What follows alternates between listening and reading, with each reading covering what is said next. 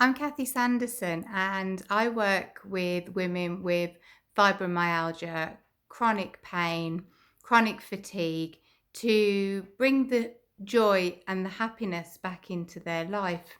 And I wanted to share with you some insights into fibromyalgia that I have gained through working with my clients and also healing them, showing them the root of their pain, where that pain comes from, why they're feeling it. And our bodies are designed to last. We're not taught that. We're not taught that our bodies should last. And we're taught that as we get older, our bodies fail. Well, our bodies are designed to last, and that is evidenced by how many people we see living past 100. And we see people who aren't in pain. So, what's the difference between those people who aren't in pain and people who are in pain? Now, if our bodies are meant to last, then why do they fail? It's a horrible word to use, isn't it? But why do they create pain? Why do they have the ability not to function anymore if they're designed to function? And everybody believes it's because we get older. And it is, but it's not that our body fails. It's not that our body isn't designed to last. It's because we experience so much. And depending on what we experience is how our body copes, along with other things like genetic factors. And, you could even go into past life experiences, those types of things. But if we have a lot of experiences that teach us that we are not good enough, that we're not loved, that we're not wanted, that we're not safe, that we're not secure, that we're not important. If we have a lot of experiences, especially in our childhood, this shapes who we are. And in childhood, it's very hard to speak to somebody who doesn't want to listen. It's very hard to tell a parent who makes us feel unwanted or unloved, uncared for, that that's how we're feeling. And because up until the age of 7, we are like a sponge. We're in a theta state as a child because we needed to be. We needed to learn very, very quickly from our caveman days so that we kept safe and we didn't go and fall over that hole or go and think that tiger or leopard was a really cute kitty. We knew instinctively, because we'd been taught, that that was a dangerous animal and to run away. We knew the paths to take because we remembered it, because we'd done it once or twice. So using this now in an age where we don't have those, the need to have this, yet we have so much dysfunctional family life because our parents learned from their parents, who learned from their parents, who learned from their parents. That's that generational curse. Doesn't have to be a curse per se, no one's put one on, but it's a generational curse because it affects us, and it seems like it's unbreakable, but it is breakable. It's breakable with you. So we have all of the experiences that we had as a child, and we were unable to speak about how we felt, that we didn't feel that we were important. And when we don't feel good enough, we will continually put ourselves into situations that are going to show us that we're not good enough. And even though we think that we're rebelling, even though we think we're choosing our path, we will always choose a path that's going to show us that we're not good enough in one way or another. So these are these experiences that we take on. So we've got the experiences as a child, that hurt, that sadness, that inexplicable heartache that we just don't feel like we belong, that we're not loved. And because of those beliefs that we have that were formed by the age of 7, these are these situations that we continue to attract back into our life. So we are continually putting our body under stress. It's very stressful to not believe that you're safe, to not believe that you're loved and wanted. if you're in that kind of situation, your body's in a kind of fight and flight, which way do I go? Or we freeze, or we do something called fawning, where we do everything that we can to be a people pleaser, to be that person so that they want, so that they'll notice us and love us and want us and be nice to us and not hurt us. There's a lot to take on in your body. And our emotions are supposed to be released. We're supposed to experience them and let them go. And for some reason, we've lost that ability.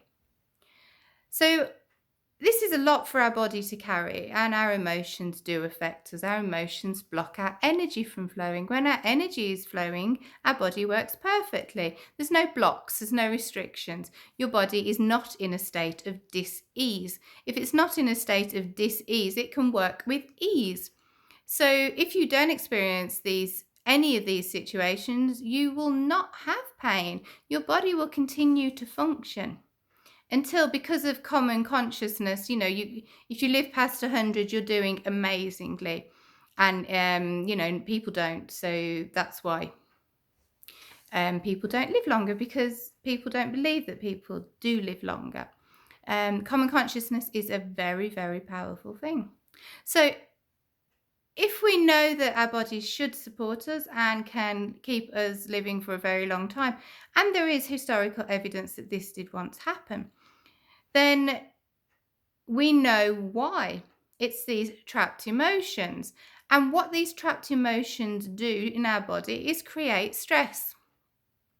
And what does stress do in our body? It creates that fight and flight response. We have the adrenaline pumping around, but it also produces something called cortisol. And cortisol is released when the body is stressed. And what cortisol does is it means that we feel pain more intensely than other people. So somebody who's stressed all the time will be in pain more than somebody who's going around and their life just flows and everything just seems to work out for them. Whatever they want to do, it works out. And I can guarantee you that if that is how their life is running, then they're not going to be in pain. But if you are in stress all the time and you've got your body running on stress, you've got this cortisol running through your body. Now, this cortisol is teaching your body, it emphasizes, exaggerates your pain receptors. It makes them so much more receptive to pain. And this is the reason that you have more pain than the person who lives next door. Unless, of course, they're experiencing a very stressful situation. So if we know the reason why we're experiencing this pain, we know that we can do something about it. Now, I recently discovered that, because someone was asking me, why are more women diagnosed with fibromyalgia? So why do more women have fibromyalgia? And there's so much more evidence. In fact, in America, 3 out of 4 patients in America who have fibromyalgia are women. And have chronic pain. Sorry, they're not. It's 9 out of 10 patients. I'm just reading my notes, so I don't want to get it wrong. And I did. 9 out of 10 women have fibromyalgia. So of 10 people who have fibromyalgia, one of them will be a woman. And then if they have irritable bowel syndrome, 3 out of 4 patients will be a woman. And the reason for this is something that women create, especially in childbirth, is prolactin. So there's another reason as well. Estrogen. All women produce estrogen. And estrogen, for some reason, there's medical reasons, but we don't go into we don't need to go into that. We just need to know. Estrogen means that you feel pain more. So women have more estrogen in their body, so they're going to feel more pain. But prolactin, now let me find the information. Prolactin will also do the same thing. It will exaggerate the pain. So when we know that prolactin exaggerates pain, we know that, I'm using exaggerates because it's an easy word. It means that you will experience pain much more than somebody who doesn't have it in their body. It's like it turns up the pain receptors. Estrogen does that. Cortisol does that. So that's 3 things that women tend to be more stressed than men. That puts women at a disadvantage to getting fibromyalgia. Now, there's many causes of reasons. Well, there's no actual known reason why people get fibromyalgia. You know, there's studies that show that sometimes infections such as the flu can trigger fibromyalgia, repeated injuries, stress, traumatic life events like a breakup, a divorce, death of a loved one, childbirth. It's known that childbirth triggers fibromyalgia. Well, now we know the reason, because of that release of prolactin. Prolactin's the hormone that you produce so that you can breastfeed, and you'll produce that because that's what your body's designed to do. Even if you don't breastfeed, if you bottle feed, you're still producing prolactin. So, and surgery. But if we know that stress and traumatic life events can create fibromyalgia, then we know that what we experience as a child is a traumatic event. So if we have negative childhood experiences, that's a trigger for fibromyalgia, because it's stressing our body. Your body gets used to stress. It's how it functions. And when we grow up with a stressful situation, then we don't know how to function without the stress. So even though we crave peace, we're always calling stressful situations into us. Using the universal laws, what we give out, we get back. So if we only know how to function in a stressful environment, a household full of drama, that's what we're going to be calling into us, because that's all we've ever known. And despite craving peace and telling everybody you just wish things would calm down, deep down your subconscious doesn't know how to function unless it's in a stressful, dramaful environment.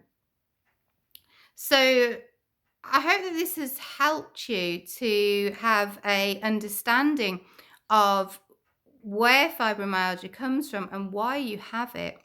And I work with clients across the world, and their pain is improving because we are working on those emotions from past events and from their childhood that formed the beliefs about them. Those emotions that they were never able to validate, never able to say how they felt, never able to know that what they felt about themselves wasn't the truth, or what people told them about themselves or made them feel wasn't the truth, that's constantly compounding that they're not good enough. If you don't believe you're good enough, you don't believe that you can handle what's going on. You don't believe you've got the strength and the ability. But when you do believe that you're good enough, you can handle what life throws at you. If you can handle what life throws at you, then you have no need to be stressed. When you have no stress in your body, then you can't feel that pain. So that's my Friday thought for today, and I hope it's helped you. Bye-bye.